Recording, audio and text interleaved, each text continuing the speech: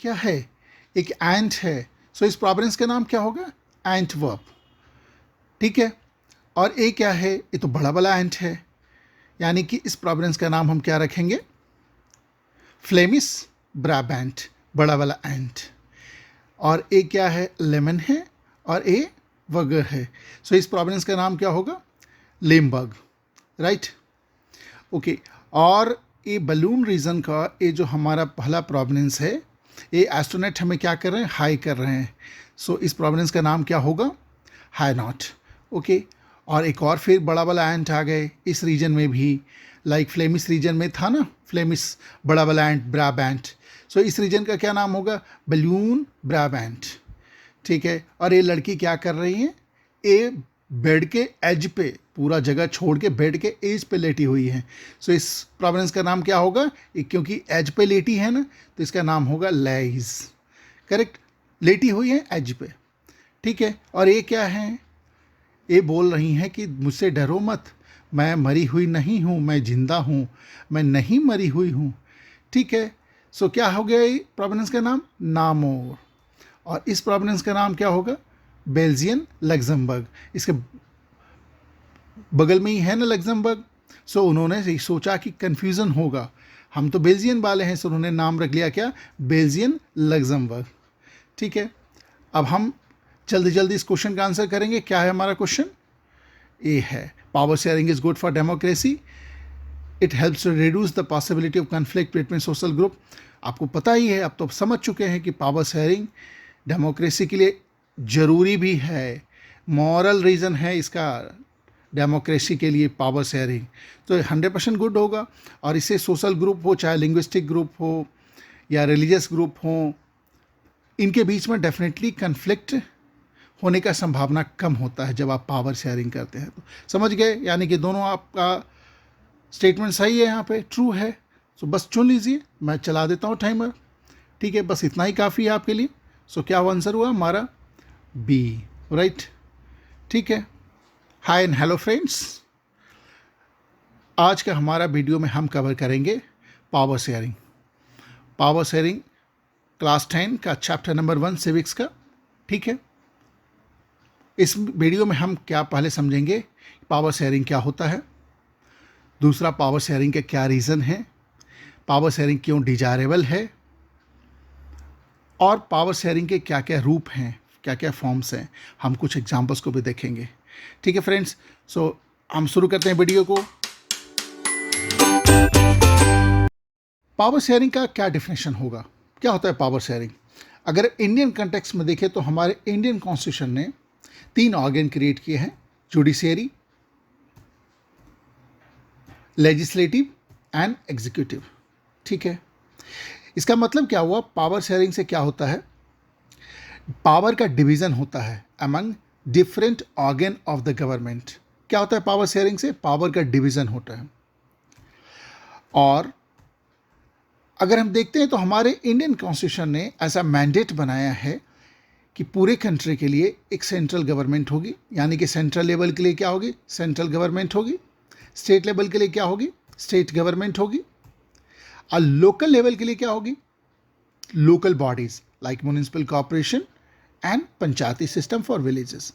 Right, तो power sharing क्या हुआ, division of power among different organ of the government, अलग अलग स्तर पे, एट डिफरेंट लेवल। ठीक है, पावर शेयरिंग एक तरह से एक ग्रेट सेव है। आप जैसा देख रहे हैं गोलकीपर ने कैसे किस तरह से गोल होने से बचाया है, सो उसी तरह से पावर शेयरिंग क्या है, एक ग्रेट सेव है। किससे, ताकि कंट्री में कोई डिक्टेटर ना हो, डिक्टेटरशिप ना हो जाए कंट्री में। ठीक है, और जो कंसंट्रेशन ऑफ पावर है ना, कुछ ही लोगों के हाथ में ना हो जाए, या कुछ एक ही आदमी के हाथ में ना हो जाए। ठीक है, यानी कि पावर शेयरिंग इंश्योर करता है कि जो पावर है कुछ ही लोगों के हाथ में कॉन्सेंट्रेट ना हो जाए। ठीक है, ओके। अब एक क्वेश्चन मैं आपसे करता हूं कि पावर शेयरिंग आखिर डिजायरेबल क्यों है, परंतु इसके पहले हम 2 टर्म्स को समझेंगे, बड़े आराम से समझेंगे। ठीक है, अब उस टर्म्स को समझने के लिए मैं बुलाता हूँ मिस्टर एक्स को। मिस्टर एक्स को करना है कुछ काम, तो उसके पहले वो क्या कर रहे हैं, उस काम से होने वाले प्रॉफिट एंड लॉस को कैलकुलेट कर रहे हैं। ठीक है, उसका केयरफुल कंसिडरेशन कर रहे हैं कि काम करने से मुझे कितना लाभ होगा, कितना घाटा होगा। ठीक है, और वो क्या कर रहे हैं कि वो हिस्ट्री से कुछ हेल्प ले रहे हैं, अपने एक्सपीरियंस से हेल्प ले रहे हैं, पास्ट को देख रहे हैं कि पास्ट में आखिर जब ऐसा काम हुआ था तो उसे क्या हुआ था। ठीक है, यानी कि क्या कर रहे हैं, हिस्ट्री से कुछ लर्निंग ले रहे हैं। तो आपको पता है जो मिस्टर एक्स का जो डिसीजन होगा ना, पता है क्या कहलाएगा, क्योंकि उन्होंने पास्ट के लर्निंग के बेस पे लिया डिसीजन और उन्होंने बेनिफिट्स और लॉसेस का केयरफुल कंसिडरेशन किया है। तो इसको हम क्या बोलेंगे, प्रूडेंशियल डिसीजन। और मिस्टर एक्स को क्या हम बोलेंगे, प्रूडेंट, यानी कि जांच परख कर अपने एक्सपीरियंस के बेस पर जो उन्होंने डिसीजन लिया, इसलिए हमने उनको क्या बोला, प्रूडेंट, और उनके डिसीजन को हमने क्या बोला, प्रूडेंशियल। ठीक है, फिर हम मिस्टर एक्स को बुलाते हैं। इस बार मिस्टर एक्स को अपने ग्रैंडफादर का हेल्प करना है, ग्रैंडफादर को मदद करनी है। ठीक है, तो क्या मिस्टर एक्स इस बार भी कुछ प्रॉफिट एंड लॉस जैसा सोचेंगे कि क्या मैं अपने बाबा का मदद करूंगा तो बाबा मुझे कुछ देंगे, अपना प्रॉपर्टी मुझे दे देंगे, अब मुझे चॉकलेट देंगे, लाइक दैट, मुझे पैसे देंगे ढेर सारे। क्या ऐसा सोचते हैं हम अपने ग्रैंड पेरेंट्स को, अपने जो एल्डर्स होते हैं उनका हम कोई भी तरह का सेवा करते हैं, क्या हम ऐसा सोचते हैं? ऑब्वियसली नहीं सोचते हैं। ठीक है, तो ऐसा तो उन्होंने किया नहीं। उन्होंने क्या बोला कि ये तो मेरा मोरल रिस्पॉन्सिबिलिटी है, मेरी नैतिक जिम्मेदारी है कि मैं अपने पेरेंट्स का, अपने ग्रैंड पेरेंट्स का सेवा करूं। ठीक है, मिस्टर एक्स को इनफैक्ट एक आदमी ने ब्राइब देने का कोशिश किया। ठीक है, बोले पैसे ले लो, मेरा काम कर दो। और वो उसने इंश्योर करना चाहा कि कोई आपको देखेगा नहीं, हम ऐसे जगह मैं आपको पैसे दूंगा, कोई देखेगा नहीं, ना तो मेरे पास किसी तरह का कैमरा है, ठीक है आप ले लीजिए। बट मिस्टर एक्स ने क्लियरली बोला नहीं, मेरा मॉरल, मेरा वैल्यू, मेरा संस्कार ऐसा नहीं कहता है, मैं ब्राइब नहीं लूँगा, एक अपराध है, सो मैं नहीं लूँगा। ठीक है, तो यहाँ पे जो मिस्टर एक्स ने जो डिसीजन लिया वो किस तरह का डिसीजन हुआ, उनका वैल्यू बेस्ड, ठीक है, उनका जो नैतिकता है उसके आधार पर उन्होंने डिसीजन लिया, अपने इथिक्स के आधार पर डिसीजन लिया, उनका वैल्यूज़ के बेस पर डिसीजन लिया, उनका संस्कार झलका। यहाँ पे उन्होंने किस तरह का भी बेनिफिट्स और लॉसेस को कैलकुलेट नहीं किया।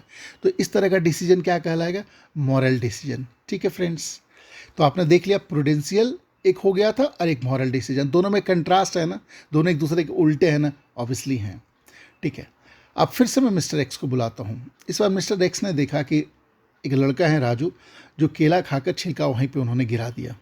अब वो राजू को पूछ रहे हैं आपने इनको डस्टबिन में क्यों नहीं डाला। तो राजू बोलते सॉरी सॉरी सॉरी, ये तो मेरा मोरल रिस्पॉन्सिबिलिटी था।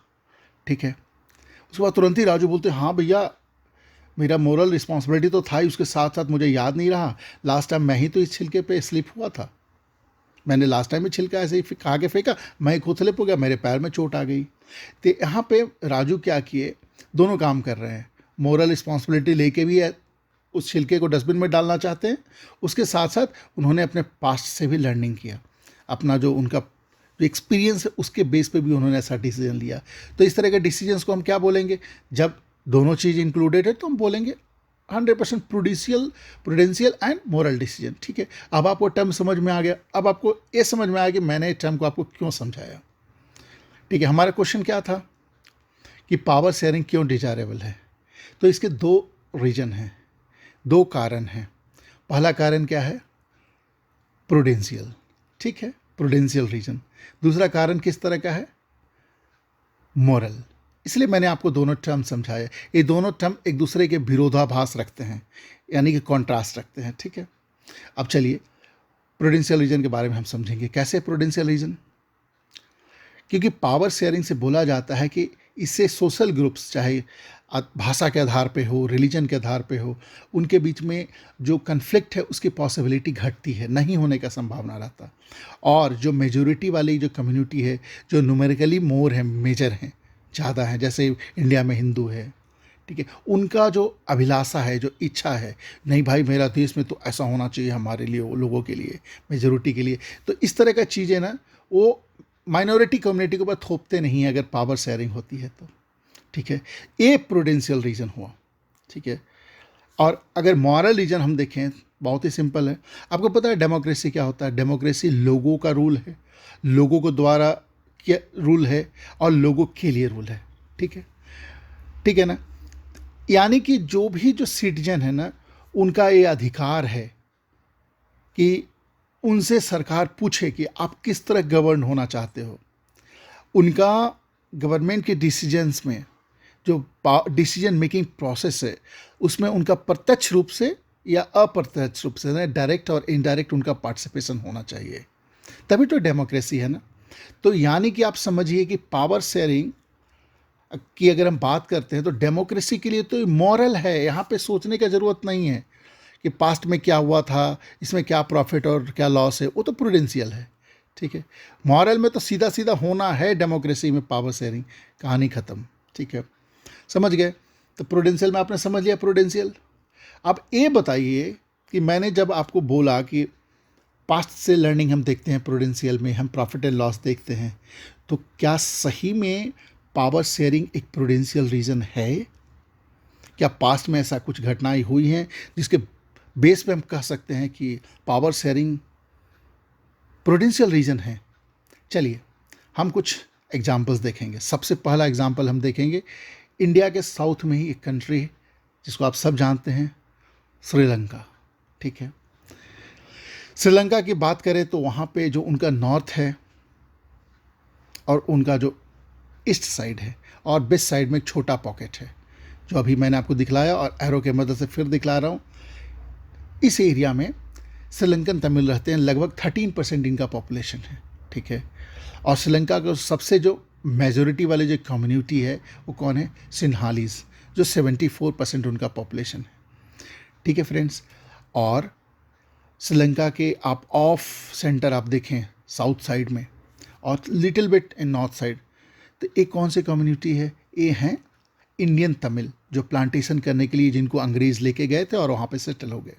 ये 5% पॉपुलेशन है। ठीक है फ्रेंड्स, और ये जो इंडियन तमिल है उसमें मैक्सिमम हिंदू हैं, बट मुस्लिम भी हैं, क्रिश्चियन भी हैं। ठीक है, ऑलमोस्ट दोनों मिला के लगभग 7% है आउट ऑफ इंडियन तमिल। ठीक है, यहाँ मुस्लिम्स कुछ पॉकेट्स में भी श्रीलंका में रहते हैं। ठीक है, ये आपने डेमोग्राफी देख ली श्रीलंका की। अब समझते हैं आगे। श्रीलंका कब आज़ाद हुआ था? इंडिया के 1 साल बाद, 1948 में। जैसे ही आज़ाद हुआ तो वहाँ की जो मेजोरिटी वाली कम्युनिटी थी, कौन थी? सिन्हालीज थी। उनके बाँछें खिल गई। उन्होंने प्लान बनाना चालू कर दिया, भाई हम तो मेजोरिटी वाले हैं तो हम क्या करेंगे, हम रूल अपना करेंगे, मेजोरिटीटेरियन। ठीक है, या मेजोरिटी वाले हम रूल करेंगे, हम अपना मन मर्जी चलाएंगे। ठीक है, ऐसा उन्होंने प्लान कर लिया। सबसे पहले उन्होंने क्या किया, 7 साल के भीतर ही उन्होंने एक कॉन्स्टिट्यूशन में एक एक्ट लाया। क्या एक्ट ला के बोला कि भाई हमारे देश का ना ओनली सिन्हाला, जो उनका लैंग्वेज था, वही एक सिर्फ ऑफिशियल लैंग्वेज हुआ। उन्होंने जो तमिल बोलने वाले लोग थे ना, उसके बारे में बिल्कुल ही परवाह नहीं किया। हिंदी वालों को तो छोड़ ही दीजिए, उन्हें तमिल वालों का भी बिल्कुल ही परवाह नहीं किया और सिन्हाला को क्या घोषित कर दिया कि हमारा ओनली ऑफिशियल लैंग्वेज है। ठीक है, फिर उसके बाद उन्होंने क्या दिमाग लगाया, बोला जो बड़े बड़े पोस्ट हैं, ऊंचे ऊंचे पोस्ट हैं, जैसे यूनिवर्सिटीज़ का हेड हो गए, ठीक है, पुलिस ऑफिसर्स हो गए, स्कूल के प्रिंसिपल हो गए, बड़े बड़े जो बेहतरीन बेहतरीन जॉब थे ना, वो सारे उन्होंने कब्जा कर लिया। ठीक है, और तो और आगे जाकर उन्होंने बुद्धिज़्म को बोला स्ट्रेट रिलीजन है हमारा, यही एक रिलीजन आपको फॉलो करना है। ठीक है, इससे क्या हुआ, जो वहाँ जो माइनॉरिटी कम्युनिटी थी ना, कौन थी? इंडियन तमिल, श्रीलंकन तमिल, उनके मन में भावना बैठ गई कि ये तो ना तो ये सरकार और ना सरकार की पॉलिसी हमारा सपोर्ट कर रही है। ठीक है, और हमारा इक्वलिटी का आधार जो होना चाहिए, राइट टू इक्वलिटी, या हमें अपॉर्चुनिटी मिलना चाहिए, ये हमारा छीन चुका है। ठीक है, और हमारा हर जगह डिस्क्रिमिनेशन हो रहा है, हमारे इंटरेस्ट को इग्नोर किया जा रहा है। सो इससे क्या हुआ, अपने आप को अलग थलग वो महसूस करने लगे। They started feeling alienated from the main stream. ठीक है, और क्या हुआ रिजल्ट आपको मालूम है? श्रीलंका में तबाही हुई। 1983 से लेकर 2009 तक श्रीलंका सिविल बार का एपी सेंटर बन गया। सिविल वार के यानी कि गृह युद्ध, वहाँ पे पहले तमिल लोगों ने मिलकर तमिल ईलम की डिमांड की, बोला फेडरल सिस्टम बनाइए, तमिल ईलम उसमें रहेगा, हमारा प्रोविनेंस रहेगा। परंतु नहीं मानी जब सरकार, जो सिन्हाली लोग जब नहीं माने तो उन्होंने एक LTTE करके ऑर्गेनाइजेशन बनाया और उसका हेड कौन थे? प्रभाकरन। प्रभाकरन से एक इंडियन लड़की ने उनका इंटरव्यू लिया। इंटरव्यू लेने के बाद पूरी दुनिया हिल गई। उनका क्या प्लान था? बंदूक के नोक पर अपने आप को अलग करना चाहते थे, ठीक है। और ऐसा सिलसिला चला जिसमें तबाही हुई, लाखों लोग मारे गए, थाउजेंड्स ऑफ पीपल बेघर हो गए, रोड पे आ गए, सड़क पे आ गए।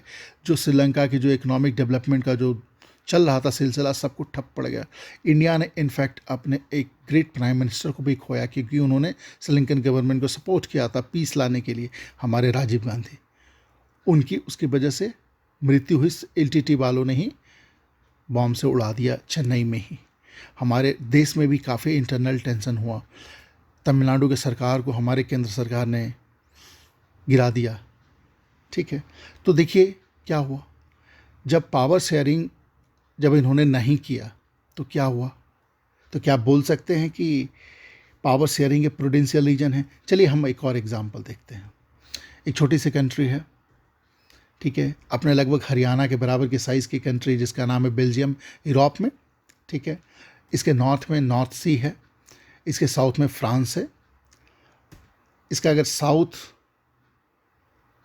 और ईस्ट देखें तो लग्जमबर्ग है, अगर इसके ईस्ट में देखें तो जर्मनी है, और इसके नॉर्थ साइड में क्या है? नीदरलैंड, जिसका एक और नाम क्या है? आप कमेंट बॉक्स में लिखिए, नीदरलैंड का एक और नाम क्या है, ठीक है फ्रेंड्स। ओके, ये ही कंट्री है बेल्जियम। आप क्लियर कट यहाँ पे आप डिवीज़न देख रहे होंगे, रेड एंड येलो के बीच में, क्या आप देख पा रहे हैं? है ना? नहीं देखा आपने? फिर से ध्यान से देखिए, है ना क्लियर कट डिवीज़न, ठीक है। अभी हमने आपको याद करने के लिए हम कुछ हिंट लेंगे, आपको बड़ा मज़ा आएगा इस वीडियो में। फ्रेंड्स, अगर आपने सब्सक्राइब नहीं किया इस चैनल को तो प्लीज़ सब्सक्राइब करें, ठीक है। लाइक दबाई करिए हमारे वीडियोस को, हमें मोटिवेट कीजिए। क्या हुआ, नॉर्थ ईस्ट से कुछ आ गए यहाँ पे वर्ड्स, ढेर सारे संख्या में, ठीक है। कौन सा वर्ड है पहचाना आपने? ये है फ्लेमिंगो। इसी के वजह से इस रीजन का क्या नाम पड़ा? Flemish region. फ्रेंड्स, मैं आपको स्टोरी के रूप में बता रहा हूँ तो आपको याद हो जाए, ठीक है। क्या नाम पड़ा इसका? Flemish region. और जो साउथ में जो आप रेड पोर्शन देख रहे हैं, यहाँ पे क्या हुआ, एक्चुअली इसके नीचे फ्रांस है। फ्रांस में ढेर सारे लोग ने एक ही साथ बर्थडे मना दिया। बर्थडे मना के उन्होंने कुछ बैलून हवा में छोड़ दिए, और बैलून का क्या हुआ, वो आ गया बेल्जियम के साउदर्न पोर्शन में, ठीक है। तो इन रीजन वालों ने बोला कि भाई हमारा नाम तो रहेगा इसी नाम जैसा, क्या रहेगा? Balloon region. बट उन्होंने स्पेलिंग को थोड़ा गलत कर दिया, बी के बदले W लिख दिया, ठीक है। अब फ्लेमिंगो का पैर देख रहे हैं, वहाँ पे कुछ आपको दिख रहा है, करेक्ट। ये क्या है? फ्लेमिश रीजन में ही उनका कैपिटल रीजन है। कहाँ है बेल्जियम का कैपिटल? ब्रुसेल्स। तो यहाँ पे क्या है? ब्रुसेल्स कैपिटल रीजन, यानी कि फ्लेमिश रीजन में ही, जैसे हमारे कैसा है नेशनल कैपिटल रीजन दिल्ली का, जो हरियाणा वेस्टर्न यूपी के पास है ना, उसी के भीतर है छोटा सा दिल्ली, करेक्ट। उसी तरह से बेल्जियम का भी कैपिटल ब्रुसेल्स इसी तरह से है, उसको क्या बोलते हैं? BCR। अब चलिए हम डिटेल से समझते हैं इनके प्रोविंसेस को, ठीक है। आपने बिहार का कभी नक्शा देखा है, मैप देखा है आपने? बिहार का वेस्ट में क्या है? वेस्ट चंपारण, उसके बगल में प्रोविंस कौन सी है? ईस्ट चंपारण। इसी तरह से इनका भी क्या है, इनका, हमारा तो डिस्ट्रिक्ट का नाम है, इनका क्या है? प्रोविंस, यानी स्टेट का क्या नाम है? वेस्ट फ्लैंडर, उसके बगल में ईस्ट फ्लैंडर। और ये क्या है? ये तो एंट है, यानी कि इस प्रोविंस का नाम क्या होगा? एंट वर्प। बट ये क्या है? ये तो बड़ा वाला एंट है ना, यानी कि इस रीजन का नाम कुछ बड़ा वाला एंट से होना चाहिए। तो इस रीजन का नाम क्या है? फ्लेमिश बड़ा वाला एंट, ब्राबैंट, ठीक है। ये क्या है? लेमन है, और ये क्या है? बगर है। इस रीजन का नाम क्या है? लिम्बर्ग। आपको याद हो रहा है ना आराम से, मज़े से। चलिए आगे देखते हैं, इनका हम डेमोग्राफी को समझते हैं, फ्लेमिश रीजन का डेमोग्राफी को समझते हैं। जो फ्लेमिश रीजन लगभग 45% ऑफ एरिया है टोटल बेल्जियम का अगर देखें तो, और यहाँ पे 59% पॉपुलेशन रहते हैं। ये कौन सा लैंग्वेज बोलते हैं? डच, क्योंकि इनके बगल में कौन सा है? ऊपर नीदरलैंड है, ठीक है। नीदरलैंड में कौन सी भाषा बोली जाती है? डच, इसलिए सभी डच लैंग्वेज बोलते हैं, ठीक है। अब ये समझिएगा 59% पॉपुलेशन है, 45% एरिया है, तो 100% इनका एडवांसमेंट कम होगा ना, ये पॉपुलेशन डेंसिटी ज़्यादा होगी, लोगों के पास थोड़ा लैंड कम होगा। ठीक है फ्रेंड्स, अब इनके बारे में क्या, ये इनको मैं रिमूव कर देता हूँ। क्या है, BCR हो गए, ठीक है ना, ब्रुसेल्स कैपिटल रीजन। ठीक है, आपको सुन के सरप्राइज होगा, है किसके भीतर है BCR, कौन से एरिया के भीतर है, जहाँ फ्लेमिंगो आया था, फ्लेमिश रीजन, जहाँ के लोग ज़्यादा डच बोलते हैं। परंतु ब्रुसेल्स कैपिटल रीजन में 80% लोग फ्रेंच लैंग्वेज बोलते हैं, यानी कि बलून रीजन वाले जो बोलते हैं ना, बलून रीजन वाले कौन सा लैंग्वेज बोलते हैं, फ्रेंच लैंग्वेज बोलते हैं, और ओनली 20% ही डच बोलते हैं। ठीक है, अब देखते हैं हम बलून रीजन को। ये हमारा बलून रीजन हो गया। ये क्या है, एक एस्ट्रोनॉट है जो आपको क्या बोल रहे हैं, हाई, तो इस प्रोविंस का नाम क्या हो जाएगा, हाई नॉट, करेक्ट। ए बड़ा वाला एंड फिर आ गए, एकदम ऊपर से नीचे आ गए फ्लेमिश रीजन से, तो ये भी क्या हो जाएगा, बलून रीजन का ब्राबैंड। ठीक है, और ये कौन है, ये लड़की हैं जो क्या कर रही है, बेड के एज पे लेटी हुई है। ठीक है, बेड के एज पे, पूरा बेड छोड़ के लेटी हुई है, कहाँ पे, एज पे, इसलिए इस प्रोविंस का नाम क्या हो जाएगा, लाइज। ये कौन है, ये देखने में तो चुड़ैल लग रही है, बट ये बोल रहे भला मैं ऐसा नहीं हूँ, आप मेरे डरिए मत, कोई मरी हुई भी नहीं हूँ मैं जिंदा हूँ, नहीं मरी हुई मैं। इसलिए इस रीजन का क्या नाम है, नामूर। ठीक है, इस प्रोविंस का क्या नाम है, बेल्जियन लग्जमबर्ग, क्योंकि बगल में ही लग्जमबर्ग, अभी आपने देखा था लग्जमबर्ग बगल में ही कंट्री है, तो इन्होंने देखा भैया नाम तो अगर हमने सेम रख दिया तो गड़बड़ हो जाएगा, इसलिए डिफ्रेंशिएट करने के लिए नाम हम ऐसा रखेंगे, बेल्जियम लग्जमबर्ग। ठीक है, अब इनका डेमोग्राफी को हम देखते हैं। इस रीजन में क्या लोग बोलते हैं, फ्रेंच लैंग्वेज। ठीक है, ये लगभग 40% ही पॉपुलेशन है टोटल बेल्जियम का, बट इनका एरिया बड़ा है 55%। 100% एरिया बड़ा होगा, कम लोग रहेंगे तो ये तो ज़्यादा ज़्यादा रिच रहेंगे, क्योंकि ज़्यादा लैंड होगा, इनकी पॉपुलेशन डेंसिटी भी कम होगी। ठीक है, अब व्हाट अबाउट दिस, एक रीजन अलग है जिसको मैं निकाल देता हूँ, दिखाता हूँ, इनका कलर ब्लू कलर से था इसलिए मैंने निकाल के आपको दिखलाया। ये क्या है, ये जर्मन स्पीकिंग रीजन है, क्योंकि बगल में जर्मनी है तो जर्मन लैंग्वेज बोलते हैं। पता है, ये ओनली 1% लोग हैं। ठीक है, जर्मनी के बगल में रहती है, इसलिए जर्मन लैंग्वेज बोलते हैं। ठीक है, तो अब देखिएगा, इस रीजन में जो इथनिसिटी पूरे बेल्जियम की हुई, बड़ी कॉम्प्लेक्स टाइप की हो गई। ऊपर वाले डच लैंग्वेज बोलते हैं, ठीक है, और पॉपुलेशन के मामले में देखिए तो मेजोरिटी में है, और उसी के भीतर एक उनका कैपिटल रीजन है पूरे बेल्जियम का, ब्रुसेल्स, बट वहाँ पे तो फ्रांस वालों ने कब्जा कर रखा है। 80% जो बड़े बड़े बिजनेसमैन हैं, ट्रेडर्स हैं, बड़े बड़े पोस्ट पे हो, सारे फ्रेंच हैं। ठीक है, उनका एडवांसमेंट भी ज़्यादा है फ्रेंच लोगों का, जो फ्रेंच वाले जो हुए बलून रीजन में। ठीक है, तो इससे क्या हुआ ना, ये जो ऊपर वाले लोग हैं जो न्यूमेरिकली तो मेजोरिटी में हैं, ठीक है, क्योंकि जो आप बलून रीजन में जो 40% जो पॉपुलेशन आप देख रहे हैं उसमें और भी मिक्स है, जर्मन भी है और भी थोड़े मिक्स हैं, थोड़े प्रवासी लोग भी हैं, बाहर के लोग भी हैं। ठीक है, तो फ्लेमिश वाले बोल रहे हैं भैया ये तो बहुत गलत बात है, हम तो मेजोरिटी वाले हैं और ऐसा कैसे होगा, खास करके तो आपने ब्रुसेल्स में ही पंगा कर दिया, हमारा तो कुछ चल ही नहीं रहा है, तो बहुत गलत बात है। तो उन्होंने रिसेंट किया इस बात को।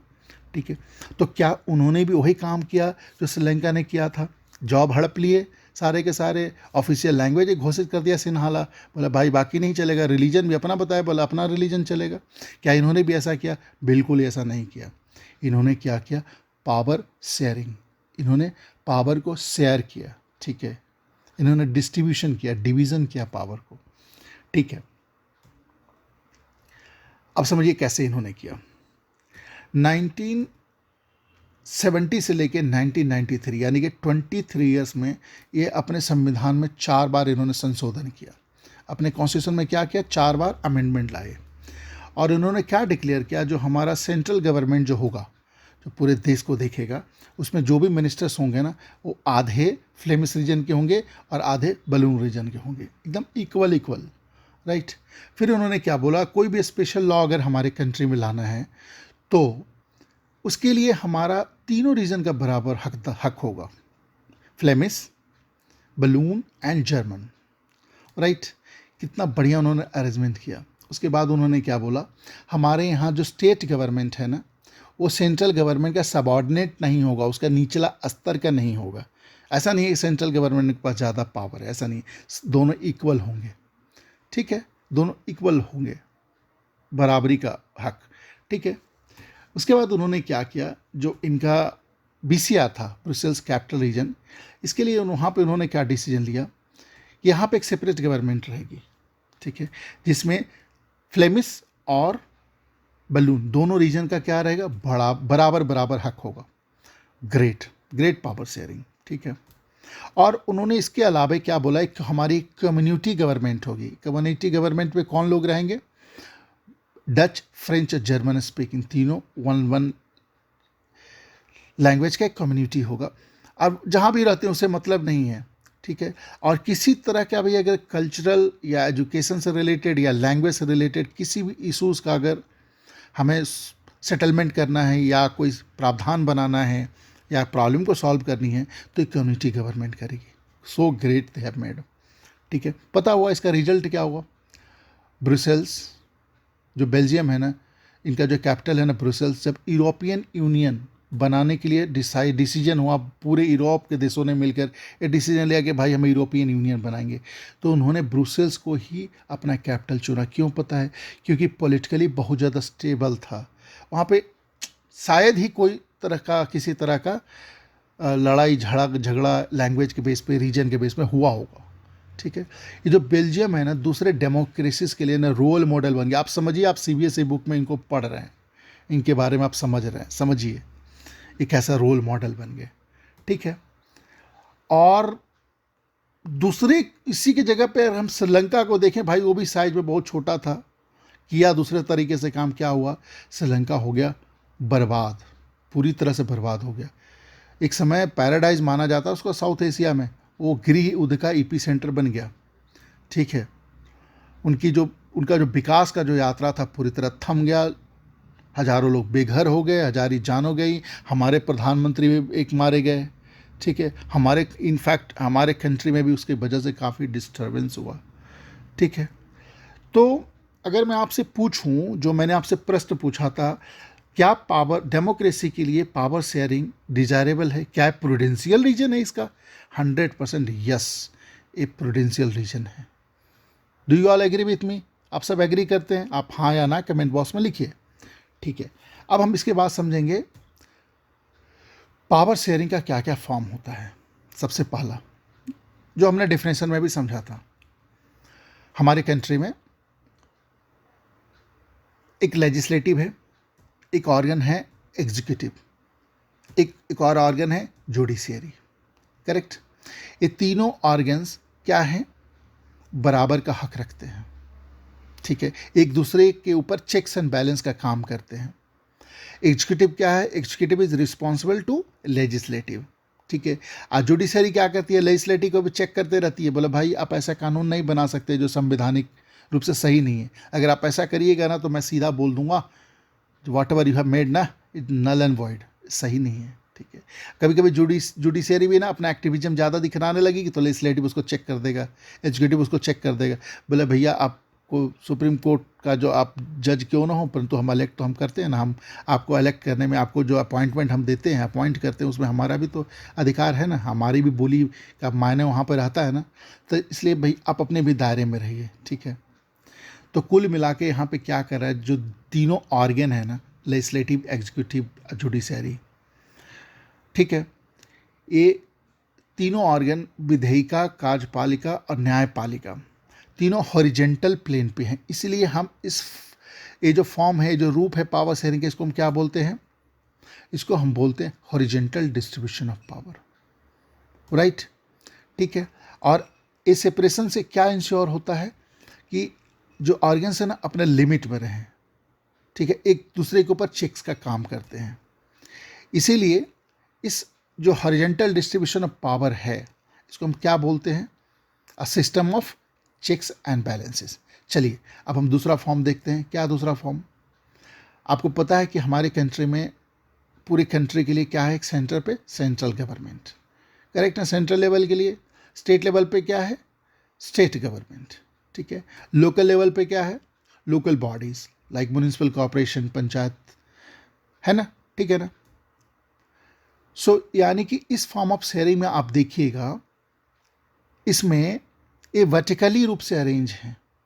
संविधान ने, हमारे कॉन्स्टिट्यूशन ने इनके लिए डिसाइड कर लिया है कि भाई लिस्ट हम बना के आपको देते हैं, इतना लिस्ट में आप इतना पावर रखते हैं। यूनियन लिस्ट बना दिया, स्टेट का स्टेट लिस्ट बना दिया, जो दोनों में फिट नहीं है उसको कहाँ ले आए, कनकरेंट लिस्ट में ले आए, समवर्ती सूची। ठीक है, तो इस तरह का जो पावर शेयरिंग का जो फॉर्म है, एक तरह से वर्टिकल डिस्ट्रीब्यूशन ऑफ पावर है, एग्री। और इसको पता हम क्या बोलते हैं, इसी को हम फेडरल सिस्टम बोलते हैं। क्या बोलते हैं, फेडरल सिस्टम बोलते हैं। ठीक है, कॉन्स्टिट्यूशन प्रावधान क्लियर कट बनाया हुआ है, समझ गए। अब हम अगला फॉर्म देखते हैं। अगला फॉर्म में क्या है, पावर शेयरिंग का जो निपटारा होता है कैसे होता है, through religious group, through linguistic group, यानी कि कुल मिला के थ्रू सोशल ग्रुप्स। आपने एक सबसे बेहतरीन एग्जाम्पल देखा, कहाँ देखा, याद है आपको, बताइए। कम्युनिटी गवर्नमेंट जो बेल्जियम में था, वहाँ पे तीनों को बराबर बराबर हक था उसमें, चाहे तो फ्लेमिश रीजन का हो, चाहे बलून रीजन को हो, या जर्मन स्पीकिंग लोग हों। ठीक है, समझ गए इस फॉर्म को। अब हम चलते हैं आज का फोर्थ फॉर्म। फोर्थ फॉर्म क्या है, इसमें 3 हैं फोर्थ फॉर्म में। एक है पॉलिटिकल पार्टी। पॉलिटिकल पार्टी मतलब समझ रहे हैं ना, देखिए पहचानिए, Bharatiya Janata Party, Indian National Congress, CPI, CPIM, Bahujan Samaj Party, Nationalist Congress Party, NCP हो गए, और टीएमसी, तृणमूल कांग्रेस। ठीक है, इसी फॉर्म का एक और क्या है, प्रेशर ग्रुप। प्रेशर ग्रुप के बारे में आप समझते हैं, जो गवर्नमेंट पे प्रेशर क्रिएट करते हैं। ठीक है, अलग अलग डोमेन में होते हैं। ठीक है, फॉर एग्जांपल बिजनेस में देखिए फिक्की, एसोचाम। ट्रेड यूनियन में देखिए all India trade union Congress, Hind मजदूर सभा, भारतीय मजदूर संघ। प्रोफेशनल ग्रुप में देखिए Indian medical association, bar council of India. Student लोगों का भी ऑर्गेनाइजेशन अखिल भारतीय विद्यार्थी परिषद। रिलीजियस ग्रुप में देखिए विश्व हिंदू परिषद, राष्ट्रीय स्वयंसेवक संघ, जमात इस्लामी। तो प्रेशर ग्रुप क्या होता है, प्रेशर क्रिएट करते हैं गवर्नमेंट पे डायरेक्टली और इनडायरेक्टली, और पावर को शेयर करते हैं, गवर्नमेंट को इन्फ्लुएंस करते हैं for favourable policy which are in favour of the interest of the country. ठीक है, समझ गए। और इसी फॉर्म में 2 तो आपने देख लिया, पॉलिटिकल पार्टी आपने देख लिया, और आपने प्रेशर ग्रुप देख लिया। तीसरा क्या है, उसको बोलते हैं मूवमेंट्स। अब मूवमेंट्स का मतलब समझ रहे हैं, चलिए बताता हूँ आपको। नर्मदा बचाओ आंदोलन आपको पता है, मेघा पाटकर जी का नाम तो आप पक्का जानते होंगे। ठीक है, और बताइए चिपको मूवमेंट से रिलेटेड नाम बताइए। सुंदरलाल बहुगुणा, ये पेड़ से चिपक जाते थे। ठीक है, पेड़ को कोई ना काटे, इस पेड़ को बचाने के लिए। ठीक है, इन्वायरमेंटल कंसर्न का एक बहुत बढ़िया मूवमेंट था ना, बहुत बढ़िया एक उदाहरण था ना। ठीक है, इस मूवमेंट को आप जानते हैं, किसान आंदोलन जो अभी भी चल रहा है। अचानक से 3-4 हज़ार ट्रैक्टर लेकर एनसीआर रीजन में घुस जाते हैं, गवर्नमेंट को प्रेशराइज करते हैं। ठीक है, तो कुल मिला के ये जो फॉर्म है पावर शेयरिंग का, उसमें पॉलिटिकल पार्टीज़ क्या करती है। पॉलिटिकल पार्टीज़, आपको पता है ना, हर एक पॉलिटिकल पार्टी का अपना अपना आइडियोलॉजी होता है। एक सेट ऑफ पीपल को रिप्रेजेंट करते हैं, एक सेट ऑफ पीपल का जो थिंकिंग वाले को ना रिप्रेजेंट करते हैं। ठीक है, और क्या करेंगे, कभी कभी तो ऐसा होता है कि वो एक पर्टिकुलर पॉलिटिकल पार्टी मेजोरिटी नहीं लेके आ पाती, कोई भी पॉलिटिकल पार्टी का मेजोरिटी नहीं आया, तो क्या करते हैं, 3-4 पॉलिटिकल पार्टी एक साथ आते हैं, और फिर वो मिला के क्या करेंगे, कोलिशन गवर्नमेंट बनाएंगे, मिली जुली सरकार बनाएंगे। ठीक है, तो कुल मिला के क्या हो रहा है, यहाँ पे आप देखिए जो पावर है ना, उसका डिस्ट्रीब्यूशन हो रहा है पॉलिटिकल पार्टीज़ के बीच में। वो हमारा जो पॉलिसी मेकिंग प्रोसेस है ना, उसमें वो डायरेक्टली पार्टिसिपेट करते हैं। वो डायरेक्टली क्या है, जो पावर में है वो एग्जीक्यूटिव के पार्ट, उसमें बहुत सारे लोग बन जाते हैं, जो कैबिनेट मिनिस्टर वगैरह बनते हैं। ठीक है, नहीं तो पार्लियामेंट में तो सारे एमपीज़ हैं, अलग अलग पार्टीज़ के हैं। ठीक है, सब अपना अपना ओपिनियन रखते हैं, अपना अपना, चाहिए तो कोई बिल लेके आते हैं, कोई प्राइवेट बिल लेके आते हैं। ठीक है, जो पावर में नहीं है, जो मिनिस्टर नहीं है, वो जो लेके आएंगे उनको क्या बोलेंगे, प्राइवेट बिल। बच्चों वो पार्टिसिपेट करते हैं गवर्नमेंट के डिसीजन मेकिंग प्रोसेस में। ठीक है, उसी तरह से आपने देख लिया प्रेशर ग्रुप्स का भी पार्टिसिपेशन। प्रेशर ग्रुप क्या करते हैं और मूवमेंट्स क्या करते हैं, ये भी इनडायरेक्टली और डायरेक्टली गवर्नमेंट के पॉलिसी मेकिंग प्रोसेस में पार्टिसिपेशन करते हैं। ठीक है, और इन्फ्लुएंस करते हैं गवर्नमेंट का डिसीजन मेकिंग प्रोसेस को। मूवमेंट्स में भी आपने देखा, आपको पता ही है, कलपक्कम जो न्यूक्लियर रिएक्टर जो लग रहा था तमिलनाडु में, किस तरह से वहाँ के जो ग्रामीण लोगों ने, पास के ग्रामीण लोगों ने किस तरह से विरोध किया था, कितने बड़े लेवल पे किया था, गवर्नमेंट को बिल्कुल ही प्रेशराइज कर दिया था। ठीक है, बिगर इंफ्रास्ट्रक्चर बनती है, डेवलपमेंट तो होती है, परंतु वहाँ पे कुछ लोग डिस्प्लेस हो जाते हैं डेवलपमेंट के नाम पे, ठीक है। वहाँ से विस्थापित हो जाते हैं, उनको घर छोड़ के जाना पड़ता है, उनका ज़मीन है, अधिग्रहण सरकार कर लेती है, तो उनको समस्या होती है। तो क्या होता है, तो वो लोग प्रोटेस्ट करते हैं, ठीक है, गवर्नमेंट पे प्रेशर बनाते हैं, बोलते हैं आप ऐसा मत कीजिए, ऐसा ऐसा कीजिए। समझ गए? आपको चारों समझ में आ गया फॉर्म्स ऑफ पावर शेयरिंग। पहला था हॉरिजेंटल, दूसरा था वर्टिकल, और तीसरा था थ्रू ग्रुप्स, आपने देखा सोशल ग्रुप्स के थ्रू देखा, रिलीजियस ग्रुप है, लिंग्विस्टिक ग्रुप है। और थर्ड वाला आपने देखा उसमें क्या क्या था, तीन था, एक पॉलिटिकल पार्टी था, प्रेशर ग्रुप था, एक मूवमेंट था। आप समझ गए? चलिए अब हम फटाफट लगाते हैं क्वेश्चन आंसर इस चैप्टर का। पहला हमारे पास क्वेश्चन रहा ए। क्या है क्वेश्चन? इसमें आपको फॉर्म ऑफ पावर शेयरिंग दिया हुआ है और फॉर्म ऑफ गवर्नमेंट दिया, आपको मैच करना है। मज़े से देखिए, पेन पेंसिल लीजिए, मेरे से पहले आप कमेंट बॉक्स में आंसर लिख दीजिए, मैं बहुत खुश होऊंगा, ठीक है फ्रेंड्स। ठीक है, ऑर्गन लिखा क्या है, among different organ of government में पावर बटेगी तो क्या होगी, समझिए, सेपरेशन ऑफ पावर है। डिफरेंट लेवल पे होगी तो क्या होगी, ये तो वर्टिकल हो गया ना, यानी कि फेडरल गवर्नमेंट हो गया, ठीक है। डिफरेंट सोशल ग्रुप्स में बटेगा, देखिए कम्युनिटी गवर्नमेंट जो बेल्जियम वाली है उसके तगड़ी एग्जाम्पल है। दो या दो से ज़्यादा पॉलिटिकल पार्टी जगह पावर को शेयर करेगी, इसको हम तो क्या बोलेंगे, मिली जुली सरकार, कोलिशन गवर्नमेंट, ठीक है। आपको पता चल गया, ये रहा कूट और ये रहा आपका टाइमर। आंसर फटाक से लिखिए कमेंट बॉक्स में, और आंसर रहा ए, ठीक है। नेक्स्ट क्वेश्चन क्या है, इसमें आपको दो स्टेटमेंट दिया हुआ है। Power sharing is good for democracy, आपको पता चल ही चुका है कि ये तो मॉरल रीज़न है डेमोक्रेसी के लिए पावर शेयरिंग, और आपको पता चल चुका है दो एग्जाम्पल देखने के बाद बड़े आराम से श्रीलंका और अपने बेल्जियम को देखा कि सोशल ग्रुप्स के बीच में कन्फ्लिक्ट का संभावना पावर शेयरिंग के साथ बहुत कम हो जाता है। यानी दोनों स्टेटमेंट सही है। तभी मैं आपको दिखला देता हूँ कूट देख के आप आंसर निकालिए। मैं चला देता हूँ टाइमर, बहुत ही कम समय आपको दूंगा, ओनली 3 सेकंड, राइट, डन। ये रहा आपके सामने आंसर। चलिए थर्ड हम देखते हैं, MCQs हम अभी देख रहे हैं, ठीक है। क्या है, स्टेटमेंट दिया हुआ है बेल्जियम और श्रीलंका को लगाकर, आपको बताना है इसमें से कौन कौन सा स्टेटमेंट सही है। आप स्टेटमेंट पढ़िए, आराम से पॉज कीजिए, पढ़िए, और ये रहा टाइमर, और आपको बताना है कौन कौन सा स्टेटमेंट सही है, राइट फ्रेंड्स। आगे बढ़ें, ये रहा हमारा आंसर, ठीक है। अगला हम MCQ देखते हैं। क्या है MCQ? एक आर्गूमेंट दिए हुए हैं आपके सामने A to G, ठीक है। कुछ फेवर में है, कुछ अगेंस्ट में पावर शेयरिंग, आपको फेवर वाला सेलेक्ट करना है और आपको बताना है। मैं लगा देता हूँ आपके सामने कोड A, और मैं चालू कर देता हूँ टाइमर, आपको देता हूँ ज़्यादा समय, ठीक है फ्रेंड। आप लिखिए, पढ़िए सारा, ठीक है। चलिए अब आप कर लिए होंगे, आंसर रहा ए, ठीक है। अब हम सॉल्व करेंगे क्वेश्चंस। अगला क्वेश्चन क्या है, इसमें क्या है कि पावर शेयरिंग का प्रूडेंशियल रीजन हमें बताना है। पूरा पैसेज पढ़िए, उसमें पैसेज पढ़ के आपको बताइए। सिंपल है, आपके दिमाग में चलना चाहिए प्रूडेंशियल वर्ड दिमाग में आते ही, या तो कोई हिस्ट्री का लर्निंग है या घाटा या मुनाफा की बात की जा रही है, प्रॉफिट एंड लॉस की, ये इससे हमारा ये फ़ायदा होगा, इससे नुकसान हो जाएगा। पढ़िएगा तो आपको पता चलेगा कि giving power to panchayat is also a way to reduce corruption, इससे करप्शन घटता है और एडमिनिस्ट्रेटिव इफिशिएंसी बढ़ती है। हो गया ना, मुनाफे का बात हो गया ना, तो ये हो गया हमारा प्रूडेंशियल रीजन, करेक्ट। मैं लिख दूं, चलिए हम नेक्स्ट क्वेश्चन करते हैं। नेक्स्ट क्वेश्चन क्या है, एक बेल्जियम के पास यानी ब्रुसेल्स के पास एक टाउन है, ठीक है। यानी कि वो कहाँ पे होगा, फ्लेमिश रीजन में होगा, ठीक है। वहाँ पे लोग क्या बोलते हैं, डच, ठीक है। तो वहाँ पे स्कूल में बोला गया कि भाई जो भी डच लैंग्वेज नहीं बोलते हैं ना, उस पर बैन कर दिया जाता है। आपको बोलना है तो डच बोलना, नहीं तो नहीं बोलना है, ठीक है। क्या सही है, क्या सही है? और वहाँ के जो मेयर है ना, वो दलील क्या दे रहे हैं, भाई इससे क्या होगा ना, इंटीग्रेशन होगा, लोग डच लैंग्वेज सीख जाएंगे तो ईजिली इंटीग्रेट हो जाएंगे। कैसे, क्या है सही है? बिल्कुल ही सही नहीं है। सो ये जो मेजर है ना, फ्रेंच स्पीकिंग को बैन करना उस फ्लेमिश रीजन के स्कूल में, ये this is against the spirit of Belgium power sharing arrangement. वहाँ तो ऐसा कोई अरेंजमेंट है ही नहीं, ठीक है। वहाँ पे तो हर कम्युनिटी का अपना इक्वल राइट है, ताकि अपने लैंग्वेज में एजुकेशन ले सकें, उनका जो लैंग्वेज पसंद करते हैं उसमें एजुकेशन ले सकें।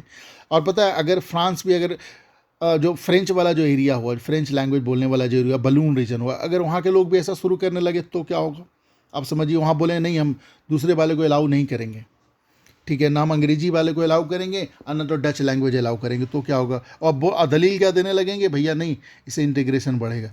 फाइनली ये होगा जो श्रीलंका में हुआ, सब विध्वंस हो जाएगा। ठीक है, सिविल वॉर होगा, गृह युद्ध होगा, लोग मारे जाएंगे, लोग बेघर होंगे, होगा यही। ठीक है, अगला प्रश्न देखते हैं। आप पॉज करते रहिए, बगल में कॉपी कलम रखिए, लिखिए आंसर को। 10th है माय फ्रेंड्स, रिस्क नहीं लेना है। ठीक है, मज़ा करना है लाइफ में, बट ठीक है, मज़ा के साथ साथ पढ़ाई भी, पढ़ाई में आप बल दर्जे का बनना है। ठीक है फ्रेंड्स, ये देखिए 3 स्टूडेंट है, चैप्टर को पढ़ने के बाद ये क्या कर रहे हैं? कंक्लूजन निकाल रहे हैं। उसमें से एक जो थॉमन है वो बोलते हैं power sharing is necessary only in society which have religious, linguistic और इथनिक डिवीजन। दूसरा क्या बोल रहे हैं? मतई क्या बोले? Power sharing is suitable only for big countries जिसमें रीजनल डिवीजन्स हैं। औसफ क्या बोलते हैं? नहीं नहीं, ऐसा कुछ नहीं, कितना छोटा भी क्यों ना हो, सब में किसी न किसी फॉर्म में तो पावर शेयरिंग होना चाहिए। इनफैक्ट अगर उसमें सोशल डिवीजन नहीं भी है तो Ausaf is correct. Obviously power sharing तो होना ही होना है। ठीक है, क्योंकि ये आप समझिए ना, डेमोक्रेसी का तो, अगर डेमोक्रेसी की बात करेंगे ना, कितना भी छोटा क्यों ना, कितना भी बड़ा क्यों ना हो, उसका तो मॉरल रीज़न है, वहाँ तो आपको सोचना ही नहीं है। ठीक है, तो औसफ से हम एग्री करते हैं, बस आपको 50 वर्ड्स में लिख देना है। चलिए अगला प्रश्न हम देखते हैं। अगला प्रश्न में क्या है? ये आपको एक प्रूडेंशियल रीजन बतानी है, एक मॉरल रीजन बतानी है पावर शेयरिंग का, बट भारतीय संदर्भ में, इंडियन कंटेक्स्ट में। ठीक है, प्रूडेंशियल रीजन आप बता सकते हैं आराम से। आपको पहले ये समझ दिमाग में लाना होगा कि इंडिया कितना बड़ा कंट्री, कितना डाइवर्सिटी है यहाँ पे। हर एक किलोमीटर में भाषा बदल जाती है, ड्रेस वेशभूषा सब चेंज हो जाता है। समझिए इतना डाइवर्सिटी को आपको साथ में लेके चलना होगा, तो पावर शेयरिंग ऑब्वियसली एक प्रूडेंशियल रीजन है। और बगल में अपने ही नीचे देख लीजिएगा एग्जाम्पल, रिजल्ट भी देखना है, हमें प्रॉफिट लॉस भी देखनी है। बस हो गया ना प्रूडेंशियल रीजन, किस तरह से श्रीलंका विध्वंस हो गया, हमारे लिए बन गया ना प्रूडेंशियल रीजन। ठीक है ना, हम भी पावर शेयरिंग नहीं रखेंगे, डिफरेंट ऑर्गन्स का सेपरेशन नहीं रखेंगे, हम उनको हॉरिजेंटल लेवल या वर्टिकल लेवल पे पावर शेयरिंग नहीं करवाएंगे, तो क्या होगा? चेक्स एंड बैलेंस ख़त्म हो जाएगी, और बस जो मेजोरिटी वाले लोग हैं वो मेजोरिटेरियन रूल्स चाहेंगे। ठीक है फ्रेंड्स, मॉरल रीजन तो आपको समझने की ज़रूरत नहीं है, हम डेमोक्रेसी हैं, सब वर्ल्ड के सबसे बड़े डेमोक्रेसी है, तो हमारा मॉरल रीजन है ही कि हमें पावर शेयरिंग रखनी है। ठीक है फ्रेंड्स, आप पॉज कीजिए, आंसर को लिखिए अपने नोटबुक में, अपने तरीके से फिर उसको आप लिखिए। ठीक है, और मज़े करिए। ठीक है, अगला प्रश्न हम देखते हैं। अगला प्रश्न में आपको करना क्या है? Different form of power sharing आपको बतानी है और सबका एग्जाम्पल बताना। आपके दिमाग में क्वेश्चन आते फट से आना चाहिए। सबसे पहले क्या? हॉरिजेंटल, दूसरा हो गया वर्टिकल। ठीक है ना, और एग्जाम्पल आपको मालूम ही है कम्युनिटी गवर्नमेंट का। जैसे ही आप एग्जाम्पल किस में दे दीजिएगा? थर्ड वाले में जो देखा, जो सोशल ग्रुप्स के आधार पे पावर का शेयरिंग होता है। फोर्थ वाला आपने क्या देखा है, याद है? फोर्थ वाले में आपने क्या देखा था? जिसमें 3 थी, पॉलिटिकल पार्टीज थी, प्रेशर ग्रुप थी, और तीसरा क्या था? मूवमेंट्स। एग्जाम्पल बता दीजिए फटाफट फटाफट फटाफट फटाफट, है ना दोस्त? चलिए पॉज कीजिए, आंसर को लिखिए, फिर से प्रैक्टिस करिए, वीडियो को फिर से देखिए, अपने फ्रेंड्स के साथ शेयर कीजिए। करेक्ट है फ्रेंड्स? ठीक है फ्रेंड्स, अब मैं लेता हूं आप सबसे इजाज़त। Thank you again to all of you. Please subscribe this channel, share with your friends, press the bell icon for early notification. Bye bye.